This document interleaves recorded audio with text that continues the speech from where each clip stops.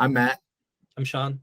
And this is the GIST of NIST, the series where the Senior Information Security Officer at Kompleye, Sean Hassett, explains the NIST 800-171 to a marketing person, me, in plain English, to try and understand what the Cybersecurity Maturity Model Certification, or CMMC's assessment guide, is really asking defense contractors to do. How's it going, Sean? It's going good. How about you, Matt? Good. So a lot has led up to this moment. I think we're finally going to start going into the assessment guide itself. Sean, let's start with AC, the first access control. What am I looking at here? So I think you're looking at 4 key areas for access control. What they want you to do is figure out, what are the requirements for your security access system? What controls do you have to prevent access or control access within the environment? How do you control access, remote outside of the environment? And then how do you limit the data through that access control?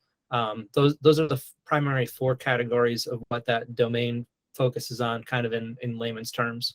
Okay. So when it says, when it talks about, the first sentence here, like, what is identification authentication? Is that like Active Directory? Yeah. So, interestingly enough, we'll get into identity and authentication later as a separate domain in the CMMC. So access control really focuses on, gaining access to the system, gaining access to the data. It's the user interacting between, the user itself as an object and then a system or a file or a process or something else as an object. That's the focus of the access control domain. But the, identity domain is, how do you know that person to be that person? So from like a security perspective, that's kind of why the NIST separates those 2 processes out. One is identifying the user, and the other one is, once you've identified the user, how do you give them access to something? So specifically in this domain, we're looking at, okay, I know you to be Matt. What should Matt have access to? Okay. And then there's a system, what other systems are out there in terms of the scope of what this is trying to say? Yeah, I think that's where, this domain gets pretty challenging. So it's, do we have access to Office 365?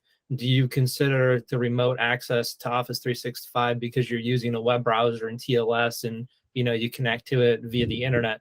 I think in the more traditional IT sense, people go, I have a server. My server sits, behind a secure network through a firewall. I have to VPN into the network and then, connect into the server.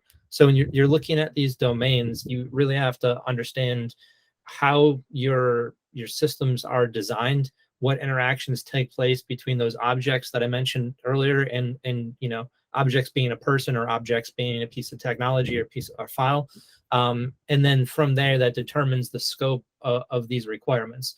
But it does get really tricky. I know myself, going through and doing the self-assessment, I was like, does that really count as remote access? And then you kind of have to put some thought into it. So I don't know. I think I can give you a good example there. Let's say you use a piece of software that manages your workstations, right? So, you've got a central management console. That central management console communicates to an agent. That agent then follows instructions from that remote console. Technically that's a form of remote access. So when you think about those interactions, everybody goes, well, I either connect via VPN, I use SSH, I use TLS. You don't think about those workloads behind the scenes performing that system management function. And I think that's relevant in the CMMC space because, let's say you have a company that's very front facing, where maybe you just, produce design ideas or drawings or something for the government, and you're not actually, needing a server architecture. Everything gets done on an end user workstation. Well, how do you manage those workstations? How do those workstations get updated? So you might not be in a server environment doing like remote procedure calls or something at that deep technical level with like PowerShell or Python, but you're technically still accessing the system remotely. So, understanding these requirements again in the scope of your environment, you have to probably, I guess the rule is always use that, what is reasonably prudent, what would a reasonable person do? And then you can kind of use that to make that judgment call of, in the example I gave you, is it remote access or is it not remote access? Right. So that's how I would proceed. I don't know. What would your thoughts be, being a non-technical person? Would you consider that, system management object remote access, now that I pointed it out? I think so. I think it would be considered as, something that needs to be at least some type of controls associated with it and some sort of privileges associated with it. Am I correct? Yeah, because the agent has the ability to act on behalf of, a system administrator, takes Mhm. commands from the console. That console then basically is like a pseudo administrator telling it what to do. So you want to make sure what gets communicated from the console to the machine, doesn't Right. get corrupted by an adversary. So I mean, if we take it back, you mentioned workstations. What is defined as a workstation? Is it someone at a desk that has a computer that's a desktop? Is it a laptop if they're remote? I mean, what is the difference? Uh, I would say laptop, desktop, but then when we get into laptops, this brings into another interesting conversation. Are the laptops considered mobile devices? So your That's laptop true. can be considered a workstation, and it can be considered a mobile device as well. And I think, when you're looking at that, controls with internal access to the system and remote access to the system, that probably makes a big difference. If you have a laptop that comes in and out of the facility, you need to make sure, you don't infect that device and then bring that infection into the facility. That's why it's important you're not only protecting your boundaries of the environment, but you're also protecting, that access within that environment. Right. I think, it's very common right now that, an adversary could hack your computer and you wouldn't be aware that you were bringing that virus or malware into the computer. Right. And then does this pertain to the scope of like your own personal device? Like if I were a defense contractor and, obviously people are going to have their cell phones on them, what would this access control domain fall under the scope of CMMC? It would. And actually, when you look at the access control list of controls, like a deep technical level, Mhm. the access control domain includes wireless networks, and it includes use of mobile devices in the controls that you have to self-attest to in this domain. So it's kind of, I think, for somebody who's predominantly worked in the private sector, they wouldn't have mixed those things together. But it Mhm. makes sense based on, the conclusion you came to. If I'm accessing the system, how am I doing it? I'm accessing it via, either a company issued device, my device. I'm issuing it either from a company network, Starbucks, my home network. Yeah. Who knows? So under what circumstances could I have my workers have their cell phone and it not be in scope of this access control? Would it have to be like a separate guest Wi-Fi that they connect to, or is it just not something? Is it always going to be under scope? If you're bringing your mobile device in and connecting into the internal network, yeah, it would have to be on a completely separate network from the scope production environment. Gotcha. And then vice versa, if you're using your mobile phone to check the email, then yeah, you would have to have a whole bunch of controls around mobile devices to make sure that that information, can't be leaked outside of a secure app, or it can't be like unencrypted. It adds a lot of complexities to the process. So Wow. I think where possible, not using mobile devices is the way to go. So have you worked with anybody who's a defense contractor who's like, what do they do about mobile devices? Do they just not require? Do they just make it forbidden for employees to have them? Do they let them have them, but like have those security practices in place? I think the contractors follow a similar practice. I know many agencies do this as well. They have one device for completely unregulated, unsensitive types of communication, and then they have one device that's for all of those sensitive types of communication. But in an ideal scenario, you would just only use your desktop, leave your desktop in your physical office that meets all of the physical security requirements, and then when you're at home, you just disconnect. Maybe you get an email that says, hey, tomorrow when you're in the office, check this really important email I sent you, and then you can wait till the next day. Okay, so you can still be kind of vague if you're having communications about work about something that's CUI or otherwise. Yeah, I just wouldn't if you're using your I think we break it down in our internal use case into commercial versus government. And our commercial environment, we don't send any CUI or FCI or talk about it, but we could say, hey, customer XYZ sent you an email yesterday. Did you check that email from that customer? And that would be the trigger to go pull out your secure device and pull up that information. Gotcha. And then if I were to refer back to the assessment guide and look at the key references, what, I guess, FAR and NIST, how do the key references come into play here? Can you provide more context around that question? Yeah.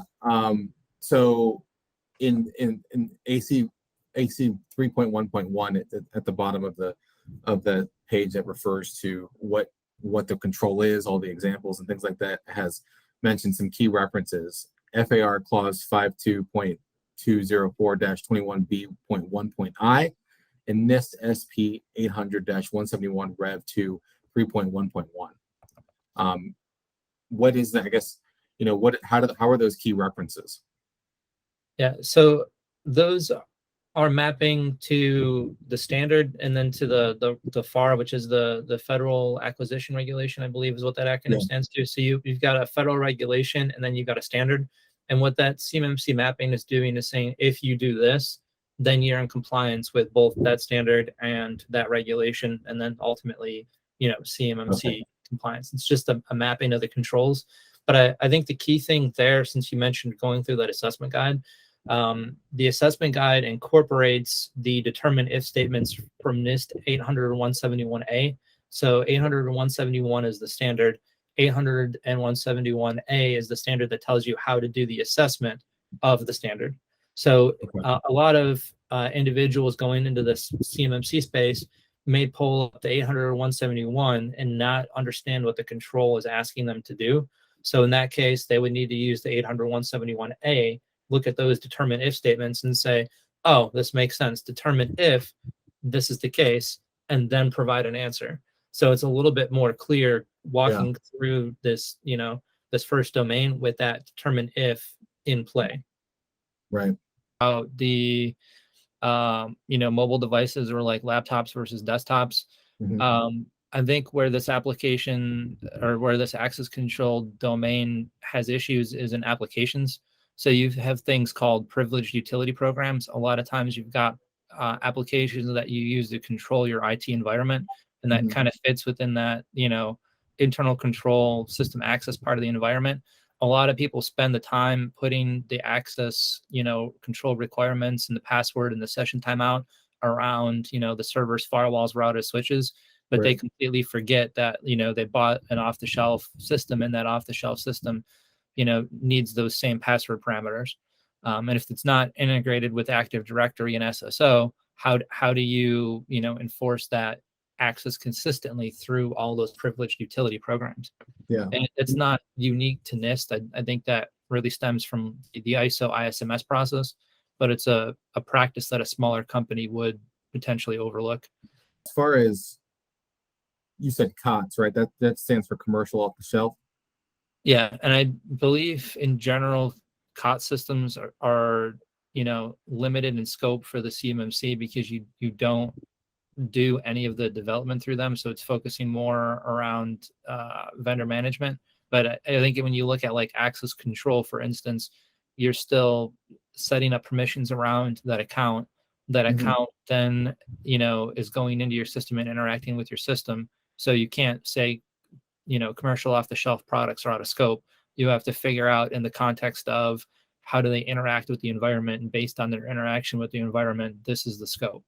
And then more specifically, if you get into SaaS versus on-prem, if you're using a SaaS product, you need to make sure that that SaaS product also meets CMMC compliance. So it's a common issue I've run into specifically with PCI, where people would purchase SaaS tools that were not PCI certified, and then the QSA comes out and goes, well, I need the AOC from this antivirus software, and they go, oh, we don't have it. That product is not PCI certified.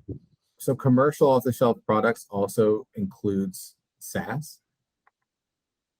Yeah. So if Wow. you are deploying, let's say, I don't know, I hate to use product names, but we'll go with Azure Sentinel, for instance. So I actually like Microsoft. So if you were using that product, right, what did Microsoft do to make sure that Azure Sentinel environment is, CMMC certified? Microsoft has a, compliance guide that they use for their GCC environment, their government version of Azure, and then they have controls that they put in place around making sure that Azure Sentinel product meets CMMC. So when you're using Sentinel as your SEM, which is your security information event management system, you're not managing all the stuff that makes that system work. You're just taking that system off the shelf and you're just plugging and playing your data, your tenants, your users, writing your own correlation rules within that environment. So Microsoft has that responsibility to make sure everything on that back end meets CMMC, and you have the responsibility to make sure everything on the front end meets CMMC. So Microsoft isn't going to disable your users if they leave the organization. That's on you. Right. But Right. Microsoft is going to make sure that their users that maintain that backend infrastructure, are deactivated when they leave Microsoft. So that's where we get into like a shared responsibility model. Commercial off the shelf doesn't mean physical shelf, after all. It means virtual shelves. I don't know. Radio Shack closed, I think, in the 2000s. Maybe not. I guess you're right. All right.